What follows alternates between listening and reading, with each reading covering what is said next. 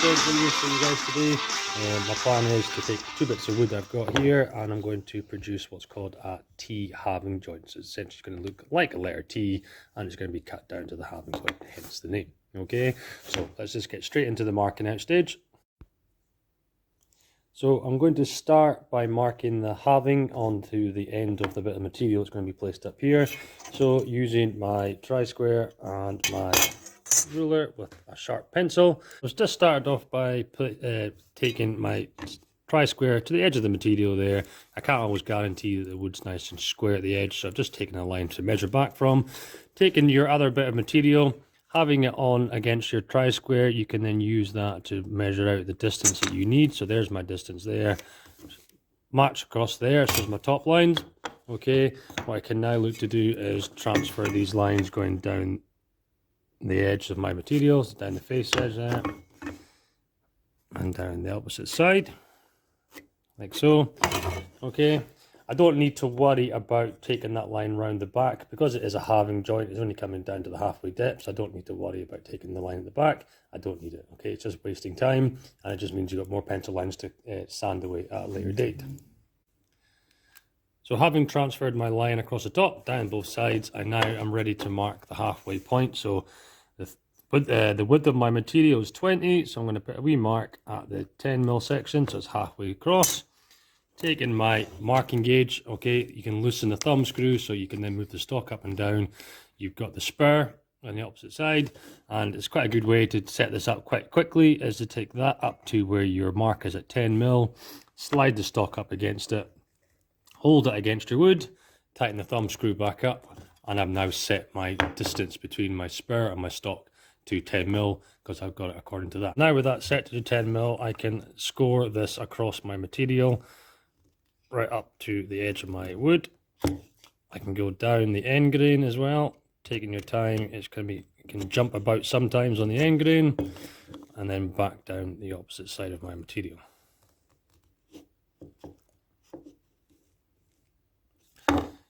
Make sure you get a pencil line into your grooves as it makes it easier to see your pencil marks. It makes it easier when you're doing your sewing. And then always make sure that you have your side that you plan to cut away marked with your waistline. So make sure you mark your diagonal lines across the sides, end grain as well, and then the other side. Okay, so there is 1/2 of my joint put together with the marking out. Okay, and then I'm going to move on to the other section. Okay, so part 2 for the T halving joint. I'm just going to take my starting point in the middle there. You can obviously measure out the distance from the edge of the wood that you need to go to. This is a scrap bit of wood, so I'm just going to pick my starting point. Tri-square back on top. Use your other piece of material, your first part, just to mark out how wide the joint's going to be. Like so. And then what I need to do now is this, as I said we did in the previous one, is transfer these 2 lines down the ends of your material. So I'm going to transfer that line down there. And again, I don't need to worry about going all the way around to the back because it's a halving joint, so I'm not bothered about going around the back. Okay, like so. And because my marking gauge was set from the previous marking out, I can use this again to score my depth down, which again is set to 10mm. Score that in between my 2 lines, flip it over and repeat the process.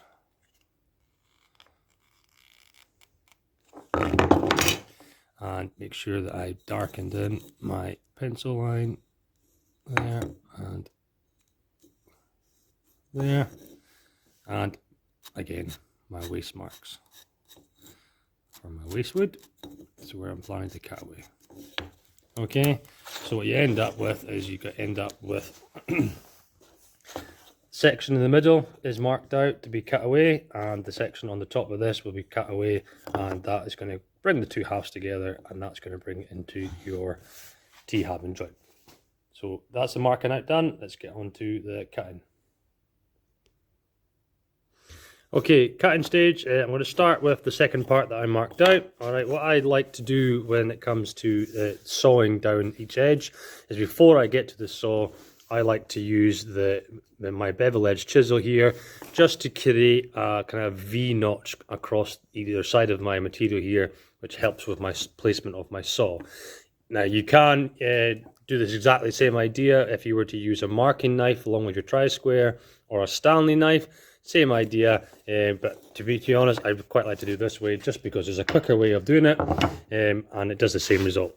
So what I tend to do is you want to make sure that you place got the wider inch chisel here, place the inch chisel just inside your pencil mark, making sure the V part of it or the bevel part of your chisel is in towards your middle of your joint, and just give it a wee thump down with your wooden mallet, and you get your little V cut there that you can just about see. And repeat the process along the top. Flipping it around, do the same thing on the opposite side. And all this is allowing me to do is it gives me a little groove in the material where I can place my saw, and I can hopefully get a nice accurate bit of sawing, so you can just about see the V notches on the side there and along the top.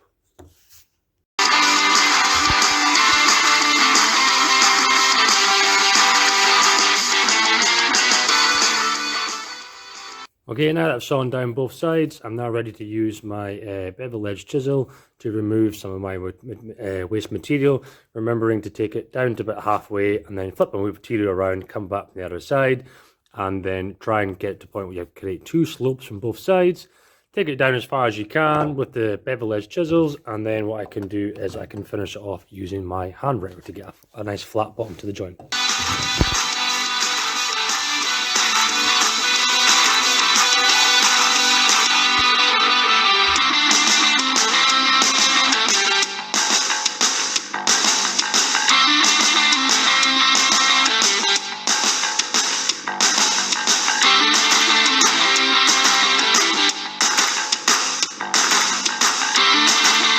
Okay, so now that I've kind of cleaned out the bottom part of that joint, you can see that the wood is fitting near enough. All right, it just needs maybe a little bit of cleaning up to do to get that bit to fit in.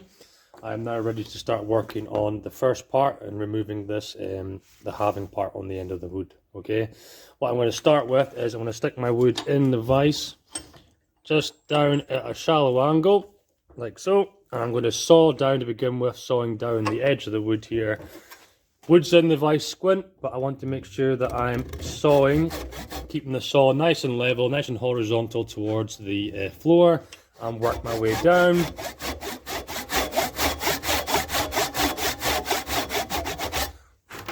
Okay, so I'm just cutting down that edge there.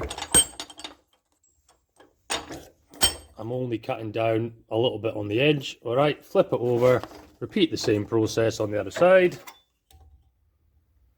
Bring it back a few times, get a wee groove.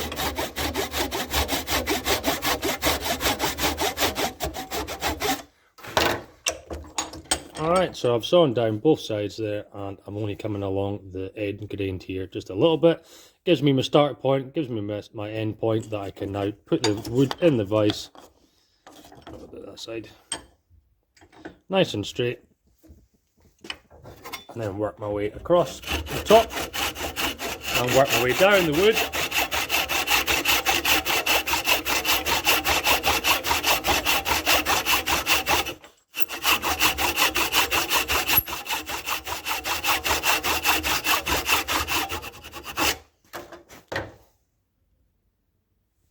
Okay, so I've sawn down the end of the wood there. What I'm now going to look to do is do my cross cut. Before I do the cross cut in the top, I can either use a Stanley knife or a marking knife to score my wood, or like I said previously, is I tend to just get my chisel and I'll just stamp down using my bevel on the inside with a wooden mallet.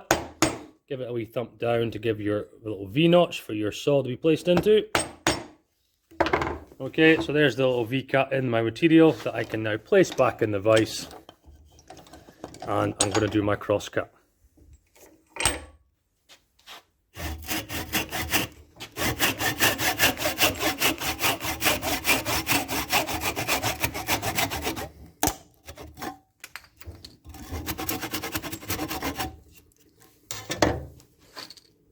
Okay, so there's me taking out the majority of the material. Need a wee bit of cleaning up to do with just my chisel, just to kind of pare this off to make it nice and flat again, and then I can put the two halves of the joint together.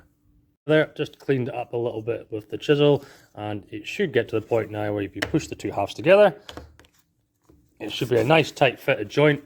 Okay, no big gaps in any of your edges of wood, like so. Okay, it needs a wee bit of cleaning up to do on the edge, so I'll just knock that down with a plane afterwards. Alright, but you can see you get a nice tight fitting joint that should be secure. Alright, shouldn't be falling out, and that is what we call your T-halving joint. Okay, so you can actually do the same sort of sections here for another type of halving joints as well.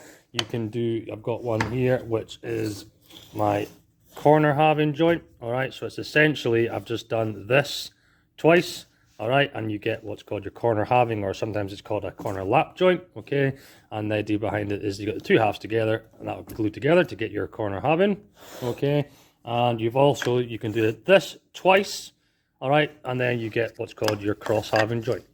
Alright, so you get basically the two of these bit together, put it on top like so, and you've now got your cross halving joint. So you've got your cross halving joint, corner halving or lap, and you've got your T halving. Okay.